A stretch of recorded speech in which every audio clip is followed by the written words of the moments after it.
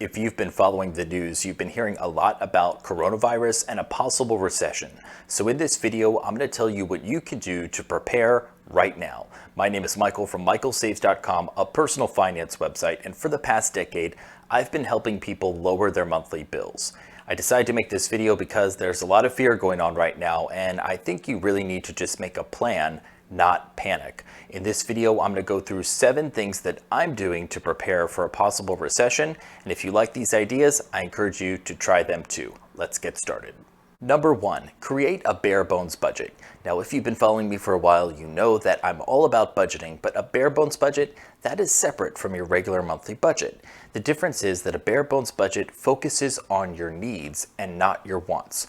You want to go through category by category and list the things that you absolutely have to pay every single month. And that's going to help in the event that you are laid off or your hours are cut back. I have a resource on my website, a step-by-step guide. This should take you just 5 minutes to get done. Now, I'm not saying you have to implement this right away. I have a bare bones budget, but I'm not using it right now because I still have my full-time job.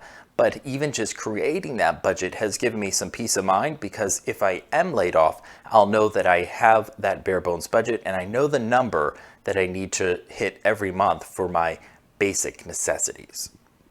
Next is reducing expenses. I just mentioned that I'm not going to the bare bones budget quite yet, but what I am doing is opening up my regular budget and looking for little ways to trim costs here and there and focusing on variable expenses.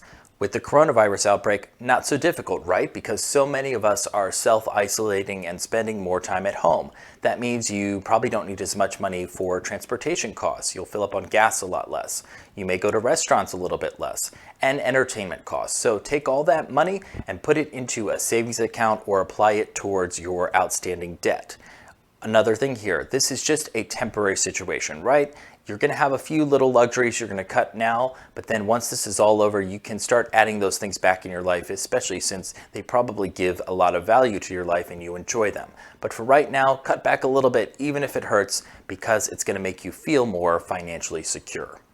And speaking of feeling more financially secure, adding to your emergency fund is going to help you do that. That is step 3. And if you have a 6-month emergency fund, you're probably going to be sleeping a lot better at night through this economic downturn.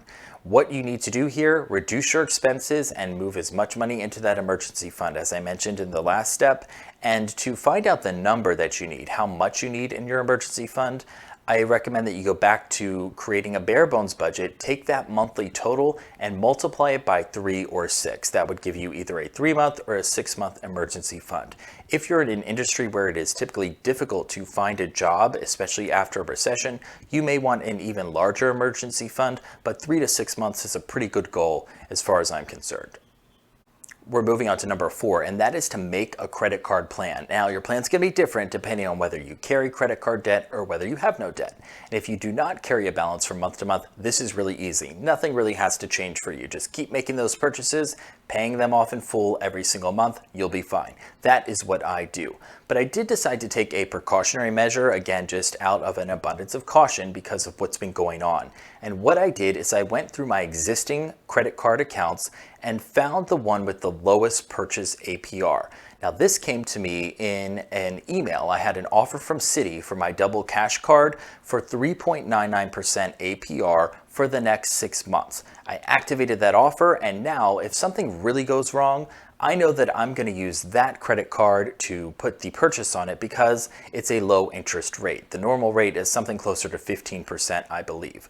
So although I don't plan to use that credit card and carry a balance, if something goes wrong, I do have that peace of mind knowing that it's not going to be such a high interest rate. Keep an eye on your inbox for those type of offers, especially during this period of a possible recession.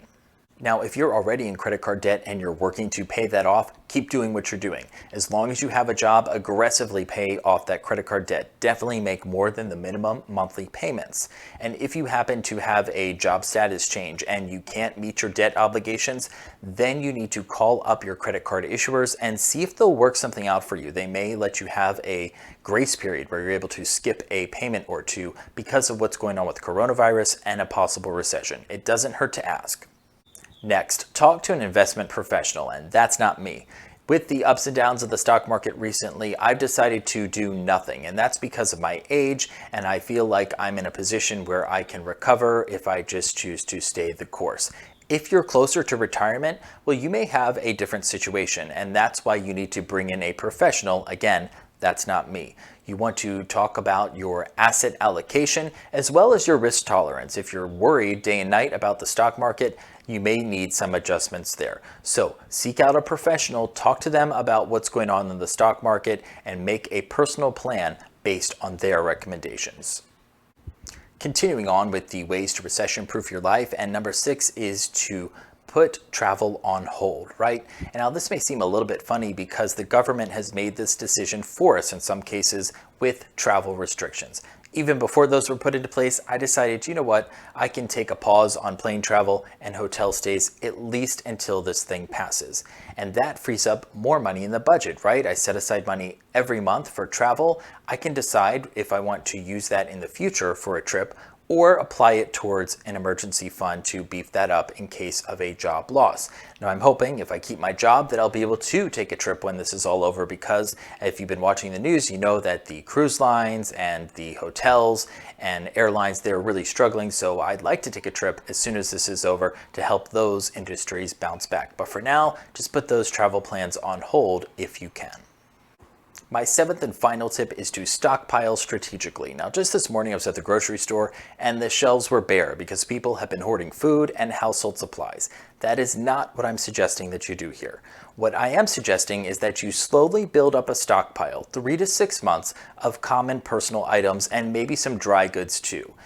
The reason that I do this is because I follow the sales, right? I'm trying to get good deals on all this stuff. If you're running into a store the week before a snowstorm or a hurricane or when there's a public health crisis, you're not paying attention to the prices. You're just trying to get something in your cart. If you do it strategically and follow the sales, you can then combine the low sale price with a coupon from a cashback app such as Ibotta or Fetch Rewards. Those are my 2 favorites. Sometimes you'll find the same offer on both of them. So then I have a dedicated space in my house. It's a closet where you open it up and I have all the toilet paper, paper towels, mouthwash, toothpaste, hair products for 3 to 6 months. And I don't have to worry about running out because I'm following the sales and getting the lowest price every single time. That's a good tip whether you're in a recession or not. So just to wrap things up here, I am not panicking about coronavirus or the economic impact, but that is because I took the time to make a plan. And I encourage you to make a plan as well, whether it is based on my steps or you create your own. There are going to be times over the next few months or maybe longer where negative thoughts enter our mind and we start to worry about our jobs and our financial security. But you can always say to yourself, remember my plan, and go back to your plan. Write it down, and that will help you get through this time and relieve some of that anxiety. I have more resources on my website, michaelsaves.com, to help you lower your monthly bills all the time, and keep watching here on YouTube for more videos from me. Thank you for watching.